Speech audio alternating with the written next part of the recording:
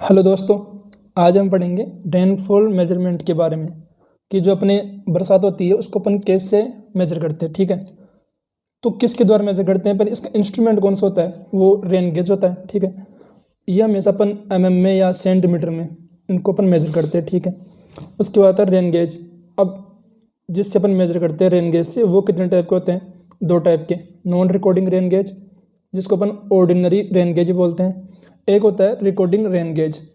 अब non recording rain gauge और recording rain gauge में क्या डिफरेंस है कि जो अपना जो नॉन रिकॉर्डिंग रेन गेज होता है वो केवल डेप्थ को मेजर करता है, वो इंटेंसिटी और कितनी समय तक बरसात हुई या रेन हुई उसको ये मेजर नहीं करता। ठीक है, जबकि जो अपना रिकॉर्डिंग टाइप का जो रेन गेज है वो इसकी डेप्थ को मेजर करता है और किस इंटेंसिटी से बरसात हुई। इंटेंसिटी मीन्स जैसे मान लो कि 2 mm बरसात हुई 1 घंटे में, तो इसकी इंटेंसिटी हो गई 2 mm। ठीक है, तो उसको अपन इंटेंसिटी बोलते हैं।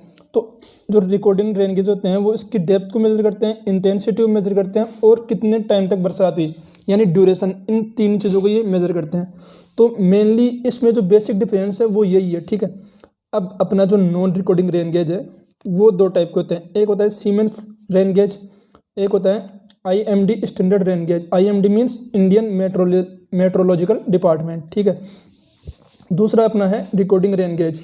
तो इसके बेसिकली 3 टाइप होते हैं, एक होता है tipping bucket type rain gauge, एक होता है वेगिंग बकेट टाइप, एक होता है फ्लोट टाइप या साइपन टाइप। ठीक है, तो अपना पहला अपन पढ़ेंगे नॉन रिकॉर्डिंग में सीमेंस रेन गेज के बारे में। तो देखो, सीमेंस रेन गेज में क्या होता है कि ये सिलिंड्रिकल विसल होती है और यहाँ पर ये फ्लास्क होता है जहाँ से ये पानी आता है। ठीक है, और इसमें ये ग्लास का एक ट्यूब होती है, ग्लास जार मान लो इसको ना, और यहाँ पर पास में एक मैप होता है जिससे अपन मेजर करते हैं कितनी बरसात हुई, कितनी रेन हुई। ठीक है, अब इसमें मेन जो चीज़ है वो क्या है कि ये जो सिलिंड्रिकल विसल है इसका जो डायमीटर होता है वो 12.7 सेंटीमीटर होता है यानी 5 इंच होता है। और जो रिसीवर मीन्स ये ग्लास का जो ट्यूब है इसका जो डायमीटर होता है वो वेरी करता है 7.5 सेंटीमीटर से लेके 12 सेंटीमीटर तक। अब इंडिया में क्या होता है कि जो रेनफॉल होती है उसका ऑब्जर्वेशन एक दिन में 2 बार होता है, एक सुबह 8:30 बजे और एक शाम को 5:30 बजे। अब एक मेन चीज़ और कि ये जो अपना सीमेंस रेन गेज है ये ग्राउंड लेवल से केवल 30 सेंटीमीटर ऊपर दिखता है, बाकी ये अंदर ज़मीन के अंदर गड़ा हुआ होता है। ठीक है, तो ये अपना सीमेंस रेन गेज का बेसिक टर्मिनोलॉजी अपनी समाप्त हो गई। इसके बाद आता है Indian meteorological department standard rain gauge, IMD standard rain gauge. इसके बारे में पढ़ते हैं अपन। तो दूसरा अपना है IMD स्टैंडर्ड रेन गेज। तो बेसिकली जो अपने पहले पढ़ा अभी सीमेंस रेन गेज और IMD स्टैंडर्ड रेन गेज, इन दोनों में कोई बेसिक ज़्यादा डिफरेंस नहीं है। इसमें इतना डिफरेंस है कि जो जार होता है उसमें यहाँ पर फाइबर का रेनफोर्समेंट क्या होता है गिलास जार पे, बस ये बेसिक डिफरेंस है।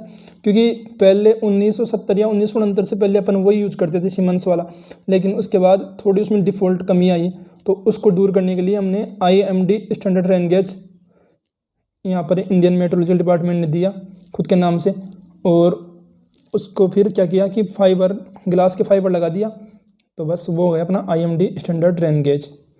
उसके बाद आते हैं अपने रिकॉर्डिंग टाइप रेन गेज। तो recording type rain gauge 3 type के होते हैं। कौन कौन से होते हैं अभी हमने पीछे पढ़ा था।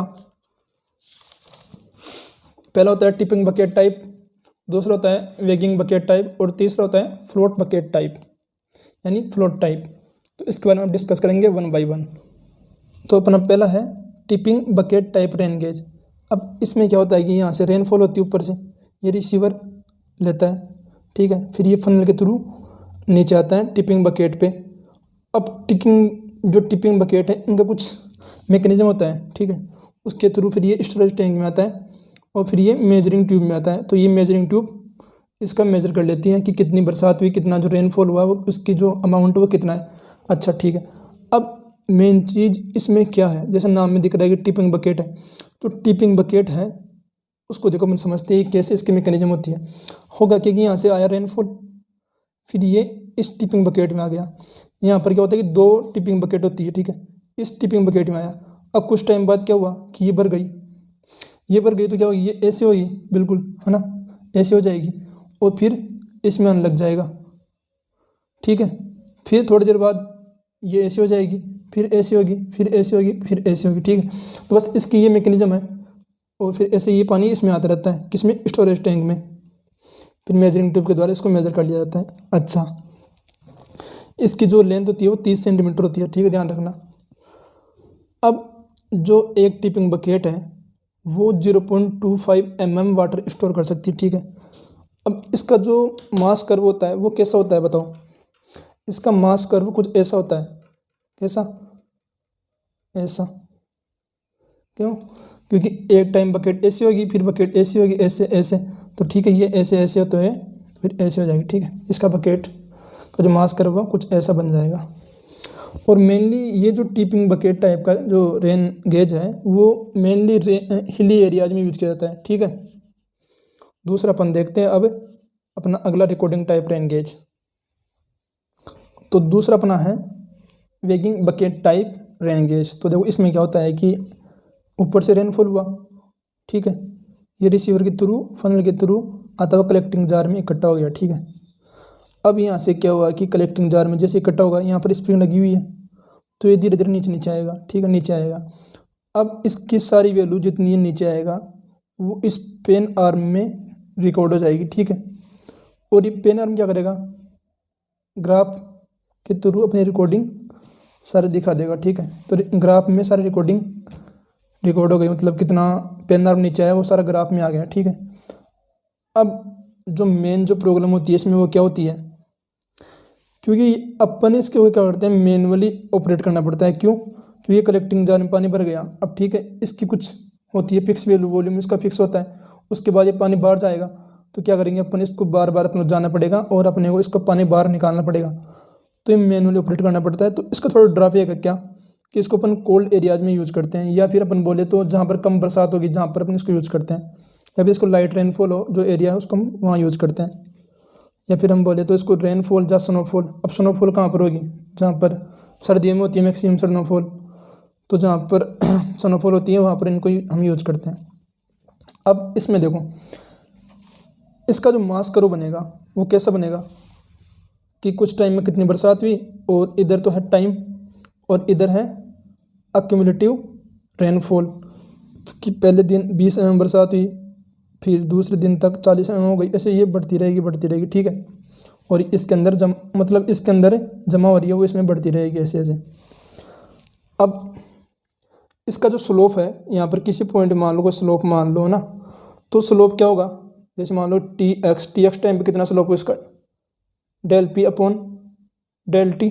मैंने मान लिया कि इसको ये पी है, जो रेनफॉल है उसको मानिए पी, वाई एक्सिस पे पी है और एक्स एक्सिस पे टी है, तो टी एक्स क्या हो गया, del P upon del T, ये इसकी क्या हो गई, इंटेंसिटी,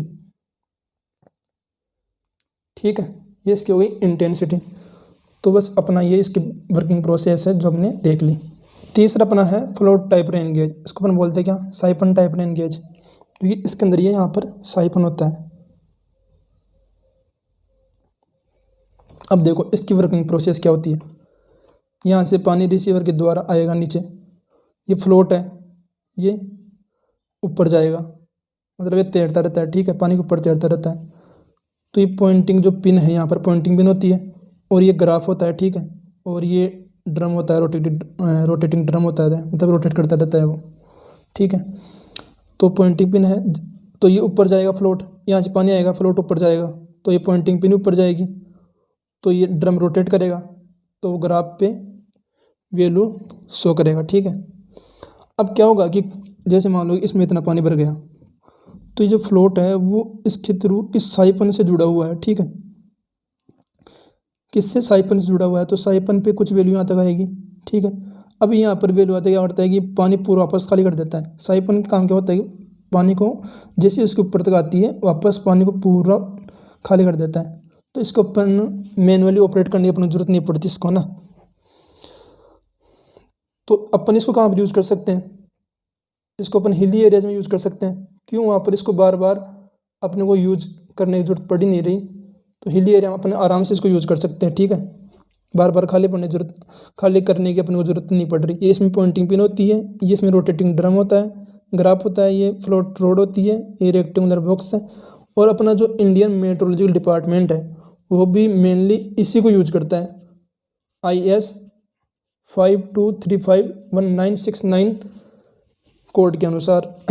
ठीक है, जो IMD है वो फ्लोट रेन गेज को यूज करता है। ये क्वेश्चन आपके पूछा जा सकता है AE JE एग्जाम के अंदर। ठीक है दोस्तों, और हाँ अपन देखो इसका अपन ने मास कर्व नहीं पढ़ा। मास कर्व कैसा बनेगा इसका बताओ।